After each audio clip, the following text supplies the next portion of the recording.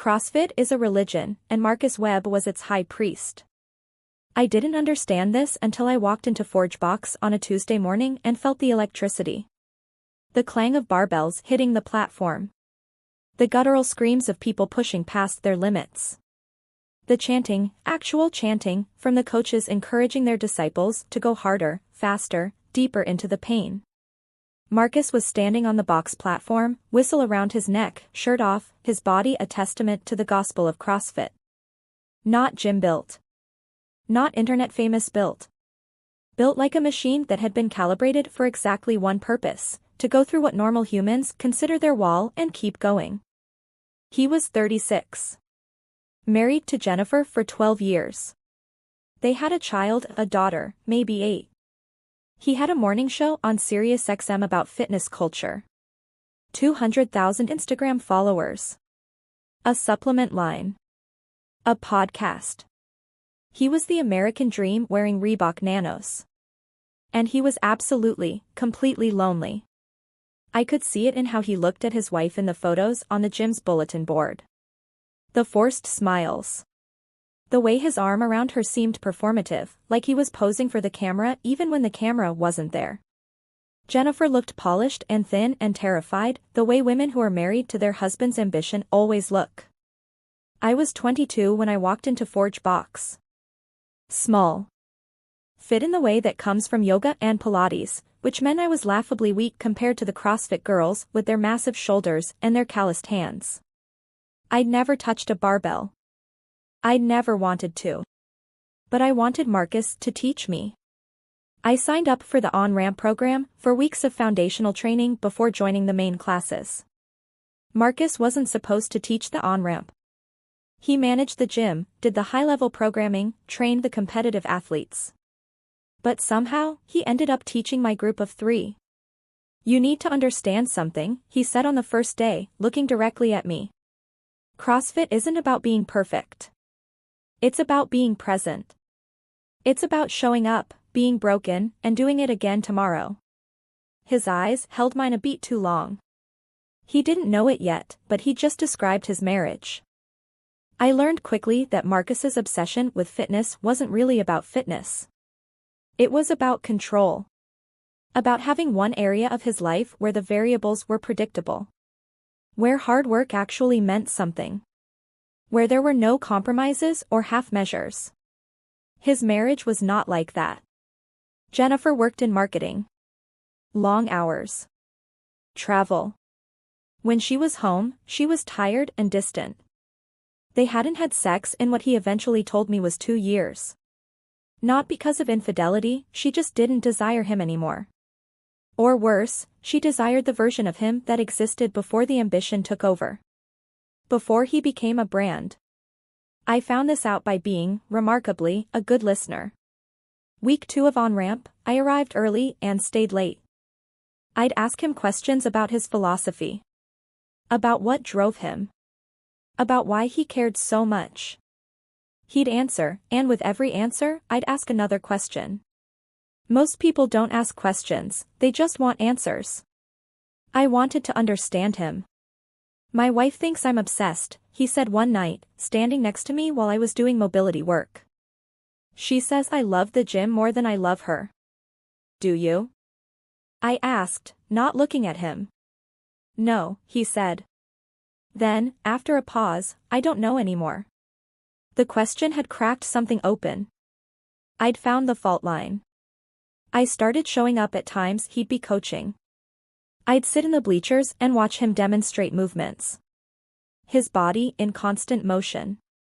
His voice commanding and encouraging at the same time. The way the athletes responded to him, like he was showing them something transcendent. He'd catch my eye while coaching and for a second, he wouldn't be Marcus Webb the fitness entrepreneur. He'd just be a man being seen. After on-ramp graduated into the main program, I started engineering moments alone with him. I'd ask for extra programming. I'd come in with supposed injuries that required his personal attention. I'd mention things about my life, my absent father, my mother's mental health struggles, my own depression, carefully, like I was revealing a secret. He started offering advice that went beyond fitness.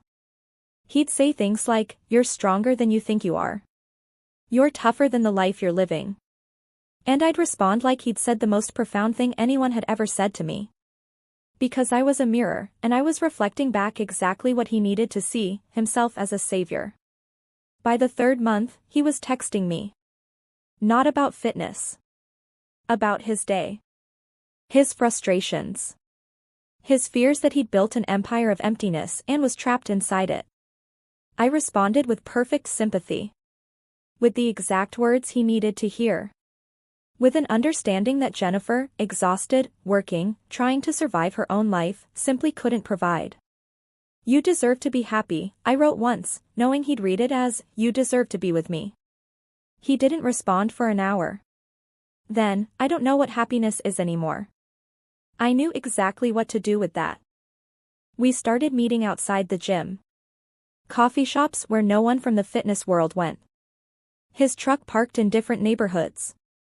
Once, a hotel room in the afternoon. The sex was desperate and urgent, the way it always is when someone is trying to prove something to themselves. He told me things he'd probably never told anyone. That he hated the podcast. That the supplement line was damaging athletes. That his Instagram was a lie. That his marriage had been dying slowly and he'd been too busy noticing everyone's form to notice. That he was 40 pounds heavier in his soul than his body could ever hold. "I feel like I'm living someone else's life," he said, after lying next to me in the hotel room. "Like I'm performing being Marcus Webb instead of being him." I held his hand and said nothing, because saying nothing was perfect. Jennifer suspected around month 4. She called the gym asking for him when he was with me. She checked his phone. She found a text from me asking if he wanted to meet to talk about my form. When he came home that night, she confronted him. He didn't deny it. I think part of him wanted her to know. I think he wanted permission to leave. Instead, she gave him an ultimatum.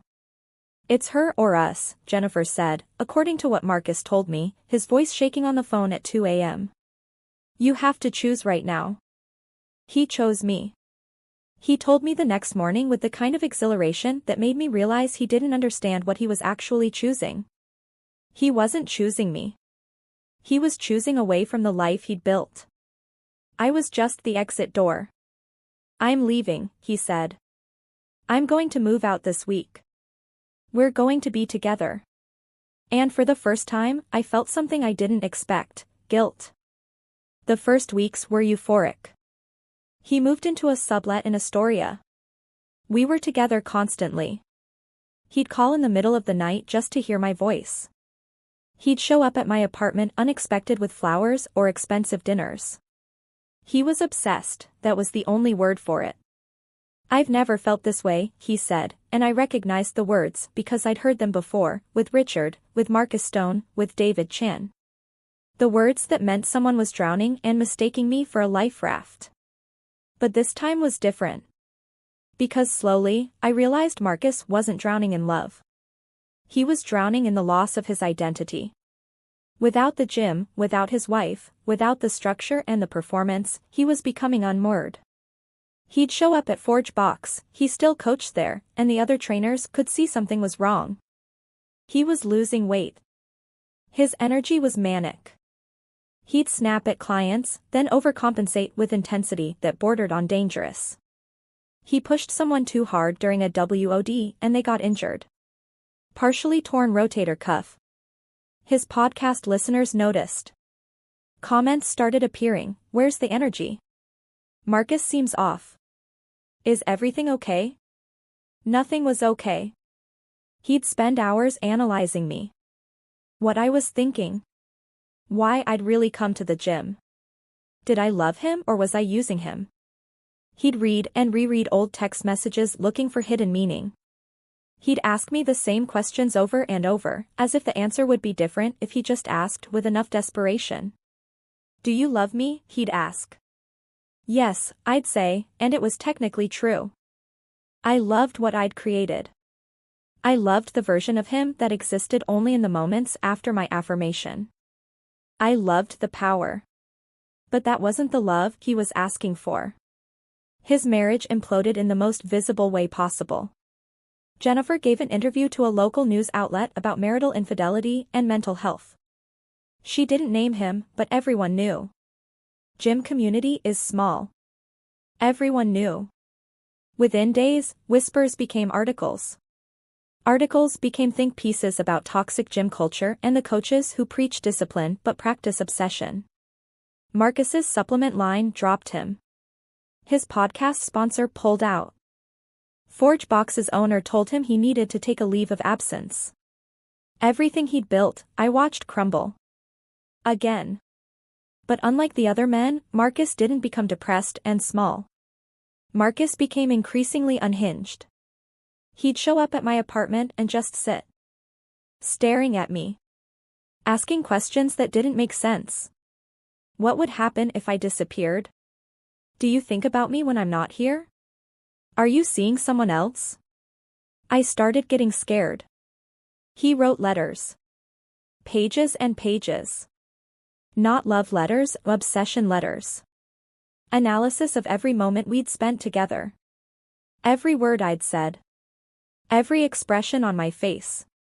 He was trying to decode me, to find some hidden instruction manual that would explain why his love wasn't enough to make me complete. One night, he showed up with his wedding ring. I want you to have this, he said, holding it out. Marcus, no. Take it. I want you to have all of me. Everything. I want you to know that I'm completely yours. I couldn't take it. Looking at that ring, the thing that represented his old life, his old identity, being offered like a sacrifice made me realize what I'd actually done. I hadn't made him obsessed with me. I'd made him obsess over himself. Over understanding why his choices led to this. Over trying to find some logical explanation for how his life had become unrecognizable. I'd broken him so completely that he couldn't even obsess correctly. I ended it on a Wednesday. Clean. Final. No explanation, because explanation would have just given him something else to analyze forever. He didn't accept it. For 6 months, he called constantly. Showed up at places I went. Sent messages that ranged from desperate, please let me explain, to hostile, you owe me an explanation, to broken, I don't know how to live without you. He cycled through every stage of grief, every form of obsession, every way a man can try to reclaim control when everything else has dissolved. His therapist, he was in therapy by then, told him I was a symptom, not a cause. That I'd represented escape, and escape always ends. That he needed to rebuild his life around something real instead of someone fantasy. Marcus didn't believe it at first. But time does what arguments can't. Slowly, the calls came less frequently. The messages became shorter. Eventually, they stopped. I saw him at a coffee shop 6 years later. He was teaching at a different gym now. Smaller. Less prestigious. No podcast, no supplement line, no Instagram following. He was just a coach. He looked healthier somehow. Less ambitious. More at peace. He saw me. Our eyes met for a second, and something passed between us, recognition, maybe. Or just the acknowledgement of shared trauma. He didn't approach me. He just nodded slightly and looked away. I realized in that moment that I'd never actually broken him. What I'd done was far more subtle. I'd shown him what obsession felt like, and in doing that, I'd taught him to fear it. To understand that love and obsession aren't the same thing. That passion without reciprocal caring is just madness with a beautiful face. I'm still in fitness spaces. Still beautiful. Still capable of creating that moment where a man looks at me and sees everything he's missing. I made my married CrossFit trainer obsessed with me and watched him fall apart. That's when I learned obsession isn't love. It's hunger. Marcus showed me that control always consumes the one holding it. Now I know my real addiction isn't to men, it's to power. The power to make someone believe in something that isn't real. And maybe. I don't want to stop.